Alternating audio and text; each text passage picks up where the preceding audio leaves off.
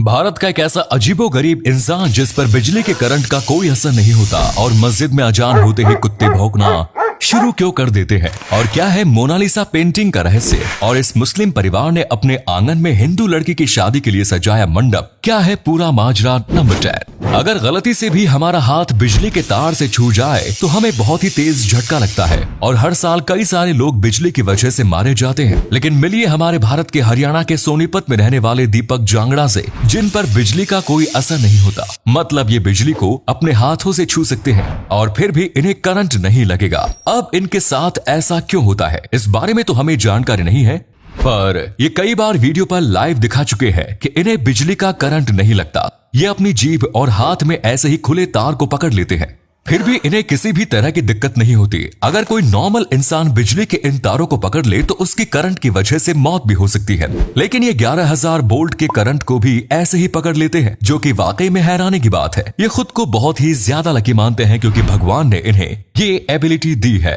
Number 9। पिछले कुछ समय से देश के अलग अलग हिस्सों से सांप्रदायिक तनाव की खबरें आ रही हैं। इस नफरती बयार के बीच उत्तर प्रदेश के आजमगढ़ से एक ऐसी खबर आई है जिसने देश में हिंदू मुस्लिम एकता की अनोखी मिसाल कायम की है। आजमगढ़ के अलगांव गांव में पूजा नाम की एक लड़की की शादी होने वाली थी। पैसे की कमी के कारण लड़की वाले मैरिज हॉल बुक नहीं कर सके। वहीं उनका घर भी इतना छोटा था कि वहां शादी का आयोजन नहीं किया जा सकता था। उसके बाद पूजा के परिवार वालों ने अपने पड़ोसी परवेज को अपनी समस्या बताई। अपने पड़ोसी की समस्या सुनकर परवेज अपने आंगन में पूजा का मंडप सजाने को तैयार हो गए। परवेज और उनके परिवार के दूसरे सदस्यों ने खुद अपने हाथों से पूजा के लिए शादी का मंडप तैयार किया। शादी वाले दिन परवेज और उनकी पत्नी नादिरा ने अपने आंगन में मेहमानों का स्वागत किया। इन दोनों ने पूजा की शादी की तैयारी इस तरह से की थी जैसे मानो पूजा उन्हीं की बेटी है। विदाई के समय परवेज ने दूल्हे को सोने का चैन भी गिफ्ट किया। नंबर 8। आप लोगों में से शायद ही कोई ऐसा हो जिसने धूम फिल्म ना देखी हो, और धूम फिल्म सीरीज के बाद ही इंडिया में सुपर बाइक्स का क्रेज भी काफी बढ़ा। लेकिन क्या आपको ये पता है कि धूम की तीनों फिल्म्स में कौन सी बाइक इस्तेमाल हुई थी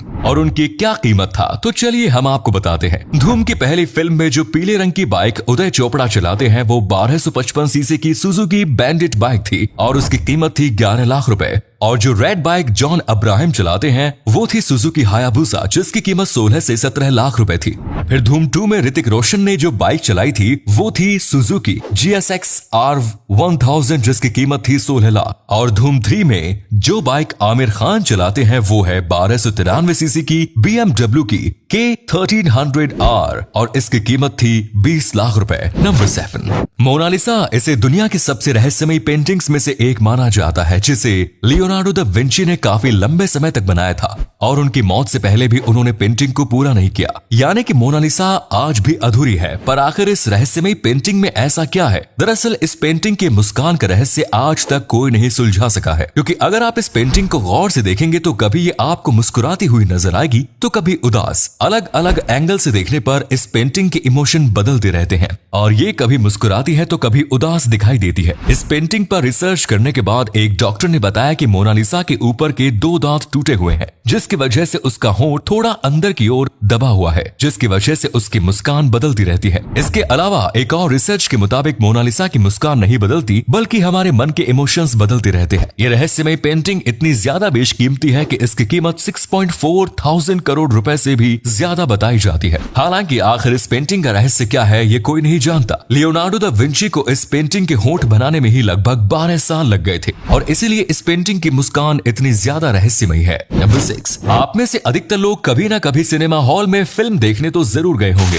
और वहां आपने पॉपकॉर्न भी जरूर खरीदा होगा। लेकिन क्या आपने सोचा है कि सिनेमा हॉल में मिलने वाले पॉपकॉर्न इतने महंगे क्यों होते हैं? दरअसल सिनेमा हॉल में जो भी टिकट बिकती है उसका थोड़ा सा हिस्सा उन्हें प्रोडक्शन हाउस को देना होता है। किसी भी सिनेमा हॉल में पहले हफ्ते के कलेक्शन का 50% उन्हें प्रोडक्शन हाउस को देना होता है, क्योंकि इन्हें टिकट बिक्री से इतना मुनाफा नहीं होता। तो ये दूसरे तरीके से जैसे कि पॉपकॉर्न से पैसे कमाते हैं। एक और कारण है, अगर पॉपकॉर्न को सस्ता कर देंगे तो ज्यादा लंबी लाइंस लगेगी और उन्हें ज्यादा स्टाफ रखना पड़ेगा, जिससे कि उन्हें ज्यादा पैसे खर्च करने पड़ेंगे। इसीलिए वो पॉपकॉर्न को महंगा रखते हैं कि उसे कम लोग खरीदे पर प्रॉफिट ज्यादा हो। नंबर 5। क्या आपने कभी सोचा है कि मस्जिद में अजान होते ही कुत्ते भौंकना शुरू शुरू क्यों कर देते हैं? तो मुस्लिम मान्यताओं के मुताबिक कुत्ते ज्यादातर फजर और मगरिब की अजान के टाइम भौंकते हैं, क्योंकि उस समय शैतान का आना जाना बढ़ जाता है। हम इंसानों को अल्लाह ने ये पावर नहीं दी कि हम शैतान को अपनी आंखों से देख सके, लेकिन जानवरों को ये पावर मिली हुई है कि वो किसी भी शैतान या बला को अपनी आंखों से देख पाते हैं। और जब अजान होती है तो उस समय शैतान का भागना और भी ज्यादा बढ़ जाता है, जिसकी वजह से उसे देखकर कुत्ते भौंकना शुरू कर देते हैं। कुत्ते शैतान को देखकर इसलिए भौंकते हैं ताकि वो इंसानों को आगाह कर सके।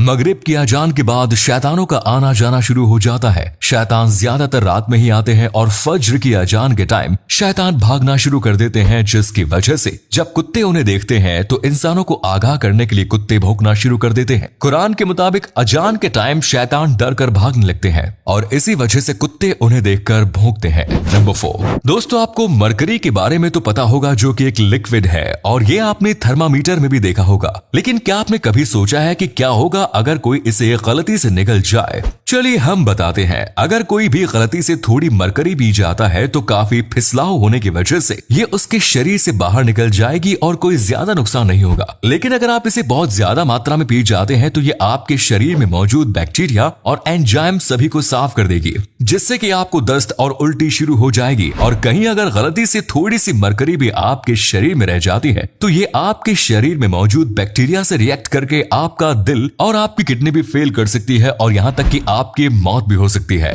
नंबर 3, आप में से शायद हर किसी ने टोयोटा की फॉर्च्यूनर गाड़ी का नाम सुना ही होगा, जो कि शायद हर किसी का सपना होता है, लेकिन महंगी होने के कारण से हर कोई इसे ले नहीं पाता। लेकिन क्या आपने कभी सोचा है कि 47 लाख की फॉर्च्यूनर से टोयोटा कितना कमाती है? आपको जानकर हैरानी होगी कि 47 लाख की फॉर्च्यूनर से टोयोटा केवल 40,000 कमा पाती है। लेकिन आखिर ऐसा क्यों, हम आपको बताते हैं। असल में हर गाड़ी की बिक्री पर राज्य और केंद्र सरकार अलग अलग जीएसटी चार्ज करती है। जीएसटी की कीमत ही कुल 13 लाख बन जाती है और इसके बाद भी इस पर अलग अलग तरह के टैक्स लगते हैं, जिस वजह से सरकार ही 18 लाख रुपए आपसे ले लेती है। और इसके बाद डीलर को भी 2.5 से 3% का कमीशन देना पड़ता है, जो कि 1.5 से 2 लाख होता है। बाकी बचा हुआ पैसा होता है तो टोयोटा का ही। लेकिन फिर मैन्युफैक्चरिंग और मार्केटिंग कॉस्ट भी होती है, जिसे हटा के टोयोटा के पास केवल 40,000 का मुनाफा आता है। नंबर 2, आज तक आपने लोगों को अलग अलग और अनोखे तरह के डांस करते तो जरूर देखा होगा, लेकिन क्या आपने कभी किसी को पानी में डांस करते देखा है, वो भी अपनी सांस रोककर? हम बात कर रहे हैं पेशे से इंजीनियर जयदीप गोहिल की, जो गुजरात के राजकोट के रहने वाले हैं। पानी में अलग अलग करतब दिखाने वाले और मछलियों की तरह डांस करने वाले जयदीप के डांस का हर कोई दीवाना है और पानी में अपने इस अनोखे तरह के डांस की वजह से ही लोग इन्हें